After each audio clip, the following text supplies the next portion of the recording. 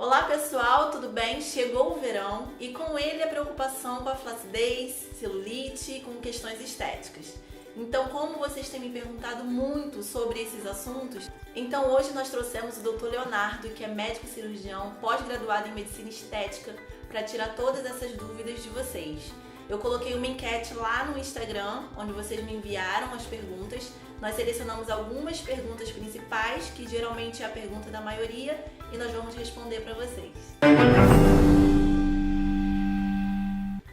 Vivi, obrigado, é um prazer grande estar com você, com o teu público, e eu espero verdadeiramente que, respondendo as perguntas que chegaram a você através do teu Instagram, a gente consiga compartilhar aí conhecimento com o pessoal e, de certa forma, elucidar, esclarecer sobre dúvidas que geralmente acometem muito para quem busca tratamentos estéticos corporais. Tem muitas, né? Então, a primeira pergunta que eu escolhi é da Aline Delphi. Bom dia, Viviane. Tenho dúvidas sobre quais recursos são válidos para auxiliar o tratamento estético de flacidez e celulite na área das coxas. Além, claramente, de seguir a dieta alinhada ao meu biotipo, com ritmo moderado de exercício, visto que minha carga é extensa e sou bem branquinha. Muito grata e um ótimo dia de trabalho. Ser branquinha faz alguma diferença? Não, pelo contrário, Vivi. Na verdade, ser branquinho, ter um fototipo baixo, que a gente fala, deixa com que a gente fique, de certa forma, mais liberado para quase todos os tratamentos estéticos. As limitações em relação à cor da pele, na verdade, são mais visíveis em quem tem peles morenas, mulatas ou negras. O que, no contexto da celulite e dos tratamentos corporais mais voltados para contorno e silhueta corporal, essa nem seria uma questão. O que me chama a atenção na dúvida dela é que ela, de certa forma, relaciona a flacidez com celulite. E a gente poderia dizer que são entidades diferentes. Pelo contrário, a celulite, quando ela evolui nos seus 4 graus, obviamente do mais leve até o mais pesado, que é basicamente o mais temido, mais cheio de furinhos e retrações na pele e que a grande maioria das mulheres querem distância, o que se observa naquele aspecto mais comprometido, mais acolchoado da pele, daquele aspecto em casca de laranja do grau 3, que piorou para o grau 4, é uma característica de pele mais endurecida, de nódulos de gordura que foram sendo negligenciados desde o grau 1 por essa mulher que há anos tem celulite e ela nada fez pela celulite, de modo então que quando a gente pensa em celulite, a gente pensa muito mais. Apesar do aspecto muito amolecido da pele, mais em nódulos endurecidos. Então, o que eu quero deixar claro é que flacidez é uma coisa e celulite é outra. No contexto da flacidez, quando as pessoas me perguntam muito, elas querem basicamente ouvir algumas receitas de bolo milagrosas e os nomes de uns tratamentos que resolvem logo, como você disse. Eu diria que o padrão ouro no tratamento da flacidez cutânea é a famosa radiofrequência. E eu brinco que em medicina estética, as plataformas, as tecnologias são como aparelhos de celular. Cada hora é lançada uma nova, e por isso eu evito o nome dessa ou daquela marca. Eu acho que passar para o público a ideia de que radiofrequência é o tratamento standard, é o tratamento ouro para a flacidez. Diferente da celulite, em que eu não conseguiria te dizer que exista uma única plataforma, pelo contrário, eu até contraindico. Eu desconstruo a ideia de que uma única tecnologia, uma única plataforma vai resolver por completo celulite. Celulite é uma evolução complicada de um grau 1 para 2, para 3 e para 4, que vai somando problemas e que, obviamente, se soma problemas, também tem que somar condutas terapêuticas, estratégias de tratamento. E o básico é a alimentação, lógico, né? Sem dúvida alguma. Básico. Eu até começo dizendo, quando a gente entende de celulite, que lá no grau 1, inclusive, Vivi, quando a gente começa a falar de celulite e lembra que no grau 1 o inestetismo basicamente era o aumento da gordura, o aumento do volume das células de gordura, eu digo que assim, os atores principais nesse cenário são, em primeiro lugar, o nutricionista, em segundo, o educador físico e, em terceiro, os tratamentos estéticos. tanto médicos como não médicos, embora no grau 1 a gente não demande tanto deles.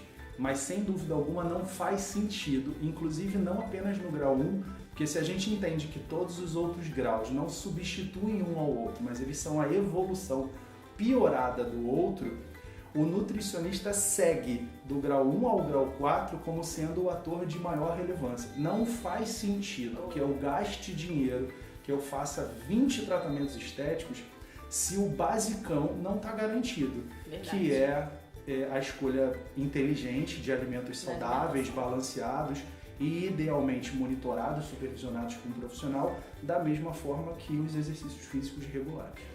Verdade. Segunda pergunta escolhida, da Nath Pereira. Nutri, fala sobre a aplicação de enzimas e BCA injetável. Bem, vamos lá. Com relação ao BCA, eu não tenho muita experiência, acredito que não seja do escopo aí de atuação da medicina estética. Acho que provavelmente tenha mais a ver com o pessoal da ortomolecular e da nutrologia, que fala muito nessas suplementações por vias mais invasivas de administração, como nesse caso do injetável, que deve ser intramuscular. Mas com relação às enzimas, que as pessoas decidiram chamar de enzimas, na verdade a gente está falando de uma técnica muito solidificada, muito conhecida em estética, que chama mesoterapia.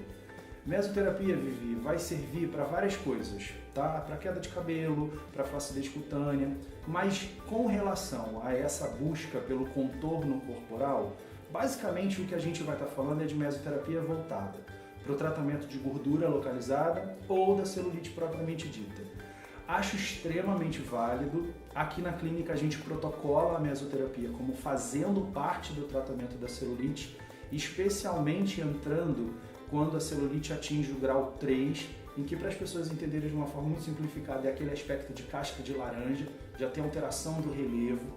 E aí essas enzimas, como as pessoas preferem chamar, elas atuariam de algumas formas, mas basicamente tanto quebrando gordura, seriam enzimas lipolíticas, fazem lipólise, quebra da gordura, como também seriam drogas ou ativos que atuam no eixo vascular, porque quando a gente entende a celulite, a gente lembra que a gordurinha que está crescendo, na verdade, de uma maneira muito simplificada para todo mundo entender, se a célula de gordura da direita está ficando rechonchuda, grandona, e encontra a da esquerda, que também está ficando rechonchuda e gordona, elas duas apertam no meio os vasos linfáticos, especialmente os venosos, que passam naquele meio.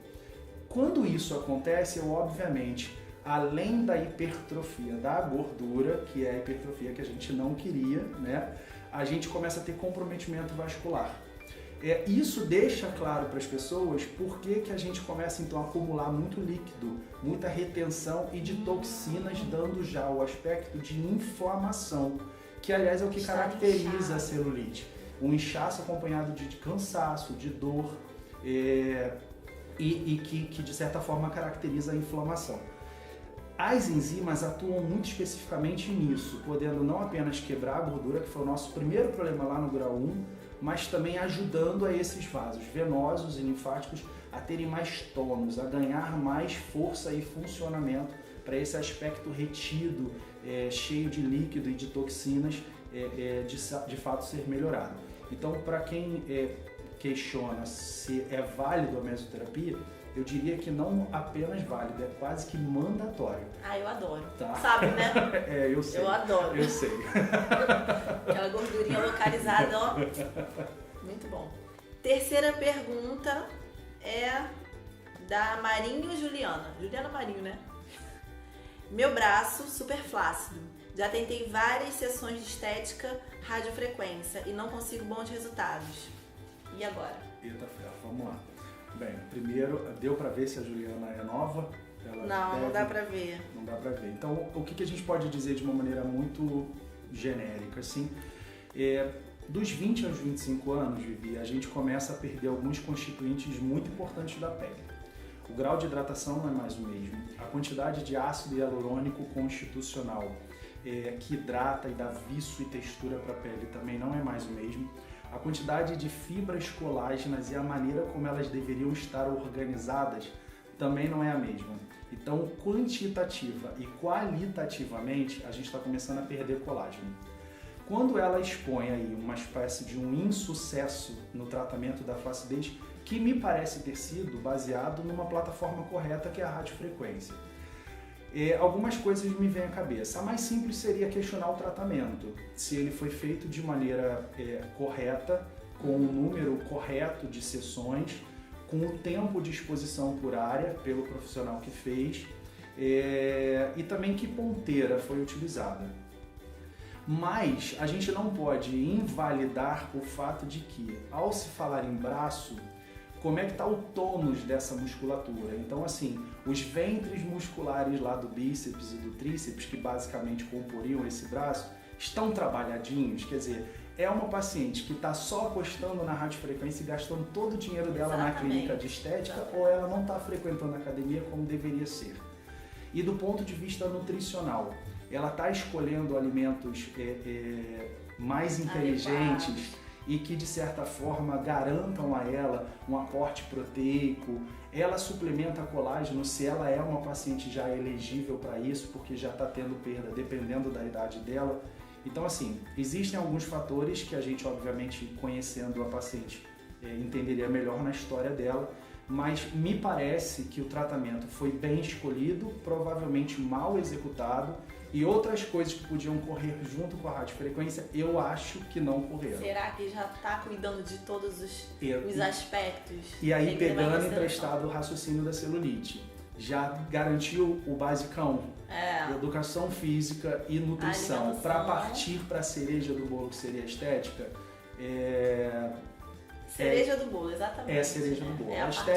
A estética tem que ser entendida como uma cereja do bolo. Ela até pode ser o início para alguns tratamentos, em alguns casos, mas na imensa maioria das vezes, especialmente quando se fala em corpo, não faz sentido. É que eu vejo muita gente começando de trás para frente. Começa pela estética, depois procura um nutricionista. E aí acontece exatamente isso. A gente vê de maneira muito corriqueira esses insucessos de tratamento que muitas das vezes, infelizmente, acabam banalizando as máquinas e as plataformas. Exatamente. E sendo mal compreendidas como algo que não dá sucesso. Mentira, elas são excelentes, elas estão muito solidificadas no mercado, mas elas estão talvez mal indicadas ou indicadas num paciente que não fechou a boca ou não está comendo bonitinho e também não está se exercitando. Aí não pode.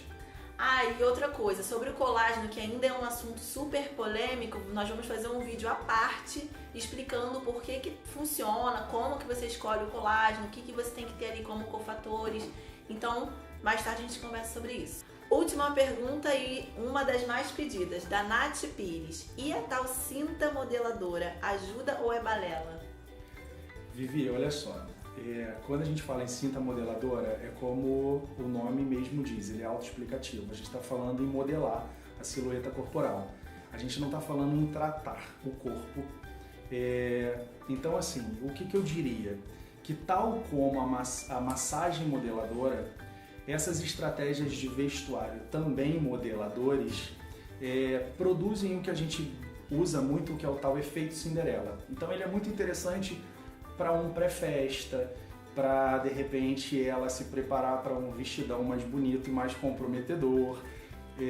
Mas ele de forma alguma precisa ser entendido como algo que vá de fato eliminar massa gorda, perder medidas. No contexto da celulite, eu gosto muito de lembrar que quando a gente tem um comprometimento vascular por conta daquelas gordurinhas que, por estarem rechonchudas, apertam os vasos sanguíneos entre uma célula e outra, quando essa mulher toca nessas áreas de maior ocorrência da celulite, geralmente abdômen, bumbum, culote, face interna e externa de coxas, quando o comprometimento vascular ele é significativo, a temperatura do corpo é até mais fria nesses locais. E aí, pegando emprestado essa coisa da cinta, aquelas bermudinhas tecnológicas que visam o aumento da temperatura são bastante interessantes. Ela aumenta o metabolismo local e, de certa forma, a gente estimula aí consequentemente alguma queima da gordura. Não que isso seja a estratégia mais importante. Vai todo mundo comprar agora bermuda e continuar indo lá no fast food comer aquele sandubão que está na promoção. Não pode. Mas essas estratégias da bermuda, da cinta, elas são interessantes como um ganho de temperatura local e de efeito Cinderela no modelar de um contorno corporal. Mas se ela pergunta tentando enxergar como um tratamento, não, de forma alguma. Ele não substitui os tratamentos. É como se deixasse aquele local mais responsivo para o restante das coisas, para alimentação, para exercício físico. E mais até bonito por um curto prazo, por alguns minutos ou até por algumas horas, dependendo da paciente.